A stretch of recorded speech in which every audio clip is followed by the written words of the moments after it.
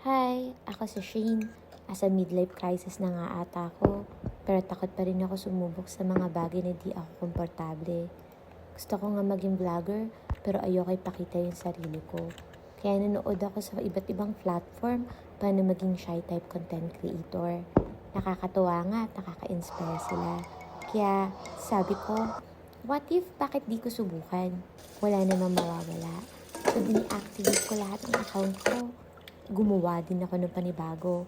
Kaya na-excite nga ako kasi feeling ko para siyang online journal.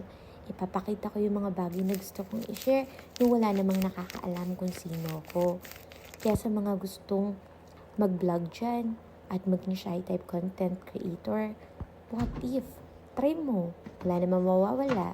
Baka mag-work. Gusto ko nga ito yung unang entry ko dito sa bago kong account. Yung mga bagay na normal na ginagawa ko lang. Typical na araw. Since na-rest day ko, gusto ko lang i-share. Oo, nasa malayo nga akong lugar. Pero, I think makakakonect ako sa iba't ibang tao na katulad ko rin. Medyo introvert din kasi ako. Wala ako masyadong friends.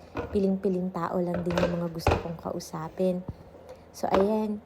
Ginagawa ko lang din yung mga daily routine ko. Kaya sa mga gustong maging shy type content creator, o sa mga gusto talaga din mag-vlog pero medyo shy type, I think ito na yung sign mo. Wala nang what if. Ito na yun. Malay mo naman, mag-work talaga. Kaya subukan mo na rin. Bye!